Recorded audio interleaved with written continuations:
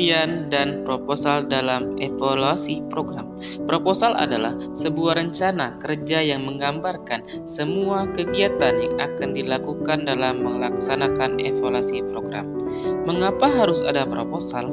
Mengingat fungsi proposal seperti sudah disebutkan terlebih bahwa program itu sendiri merupakan suatu sistem yang kompleks dan merupakan realisasi suatu kebijakan, maka di dalam evaluasi program tersebut beberapa proposal memegang peranan yang sangat penting.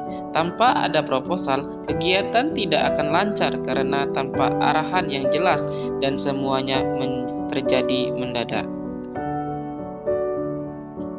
Ada 3 kemungkinan evaluator ditinjau dari sudut program yang akan dievaluasi, yaitu evaluator dalam, evaluator luar, dan gabungan dari keduanya.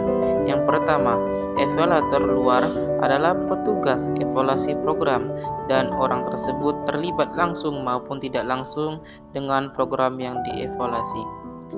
Tinjau dari aspek fisiologis, evaluator luar dapat dikatakan baik karena tidak akan atau sedikit sekali dipengaruhi oleh unsur subjektivitas dari dirinya.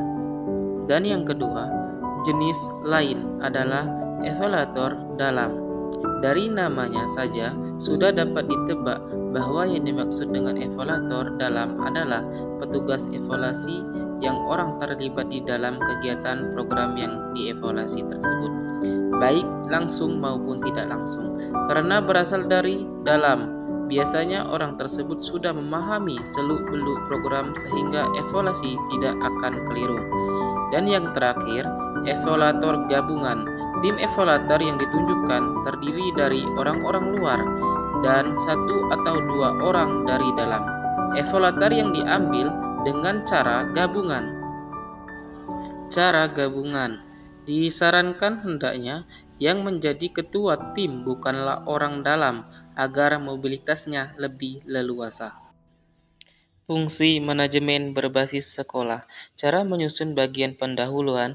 Pada umumnya garis besar isi bagian pendahuluan adalah: yang pertama, latar belakang masalah; yang kedua, identifikasi masalah dan pembatasan masalah serta pertanyaan evaluasi; yang ketiga, tujuan umum dan tujuan khusus; dan yang terakhir, manfaat evaluasi. Dapat kita lihat beberapa cara untuk menyusun bagian pendahuluan sebagai berikut.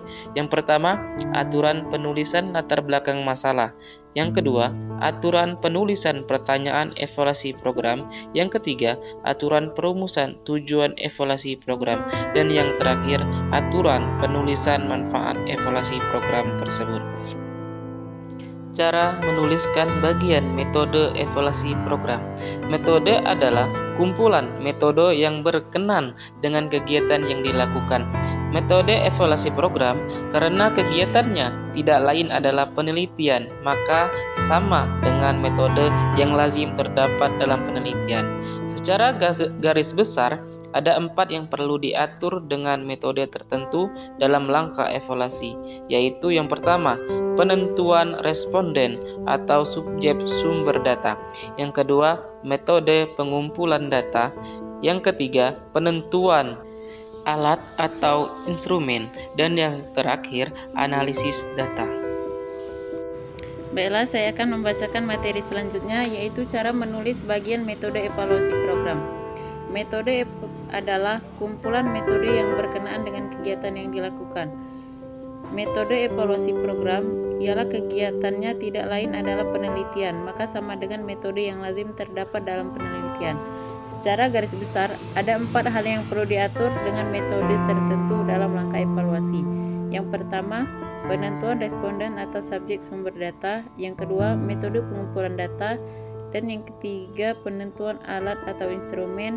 Dan yang terakhir, analisis data. Selanjutnya, metode pengumpulan data. Evaluasi program adalah penelitian, maka metode pengumpulan data yang digunakan dalam evaluasi program sama dengan metode pengumpulan dalam penelitian. Jenis metode dimaksud adalah angket, wawancara, pengamatan, tes, dokumentasi, dan inventory. Metode pengumpulan data. 1. Personal manusia. pendapat lisan, pendapat lewat tulisan, keadaan fisik, gerakan, wawancara, angket, pengamatan observasi. Yang kedua, place atau tempat. Objek diam, objek bergerak, pengamatan observasi, paper atau kertas, dan semua objek dokumentasi. Mungkin itu saja yang dapat kami sampaikan. Apabila terdapat kesalahan kata atau pemaparan, kami kelompok 5 mohon maaf sebesar-besarnya. Sekian, terima kasih. Wassalamualaikum warahmatullahi wabarakatuh.